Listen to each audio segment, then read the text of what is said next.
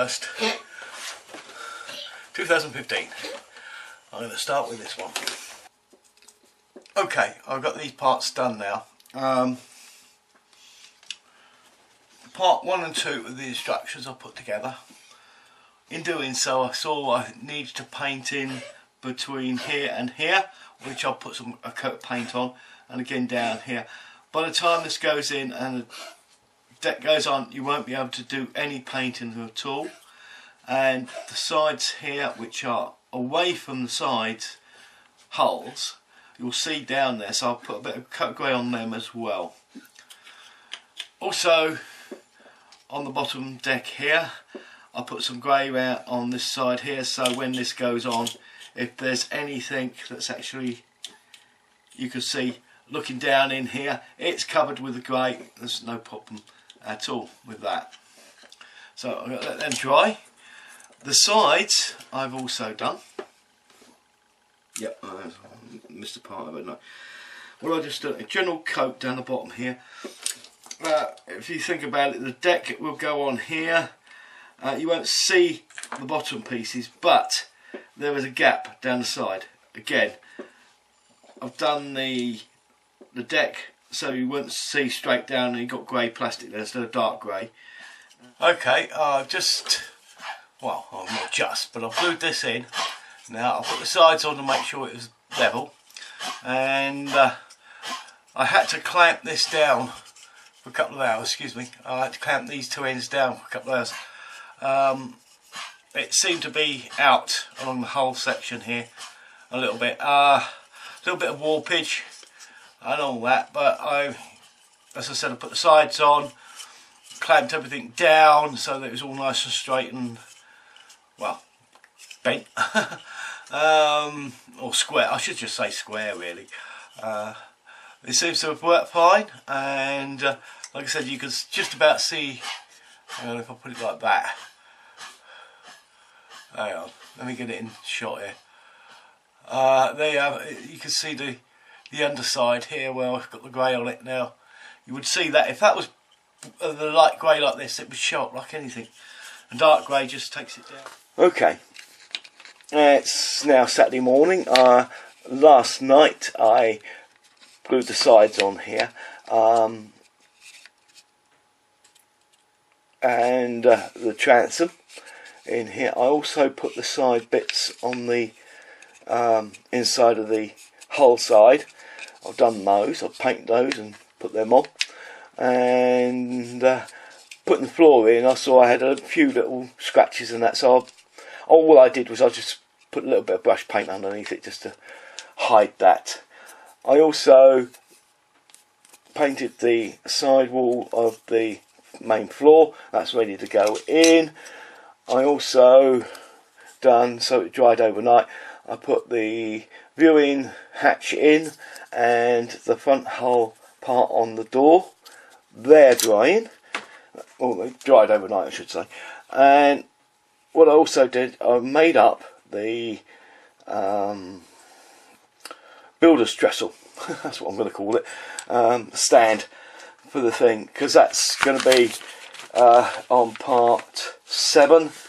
I'll need to start using it, because on part 5 we've got to put the floor in, but that's it. Part 6 we've got to turn it over and put all the skegs and the prop shaft in and the rudder on. So when that's done, I'll need the stand so I can put this on the stand and not break anything underneath it. That's why I built that so a bit earlier. Right, that's about it for the moment. I'll be back in a bit, and hopefully we'll be on part 7. I'll probably be on that later tonight, which is putting the top deck on and the side walls on top of that. So until then, I'll see you in a bit. The top coat of the inside's been done. Okay, I've gone with her quite well now. I've got all the small details in here. There's the bilge pump, steering wheel, helm control, and I've got the winch control in here for the front doors. I'm going to try and put some cable. Sorry, I've got my hand in the way. I'm going to try and get some cabling in here, along here, as it's the front door lower and raised part, and also on these side pieces here, put some stretch sprue on these to represent the cable going to the front door. Hopefully I can get that done, because it is actually above here, and then I can paint those and get the camouflage done on those ones, get the camouflage done on here as well. Right, having said all that, let's get on to what I actually did yesterday. I finished off the skeg on the boat and put the prop and rudder on. I also give it a coat of red primer, double acrylic car spray primer, the red oxide version of it, and it's absolutely, that's the perfect thing for the bottom of the boats. You can't argue with that. I mean, somebody probably could, but another thing I did was, I don't know whether I said this before, but I'll say it again.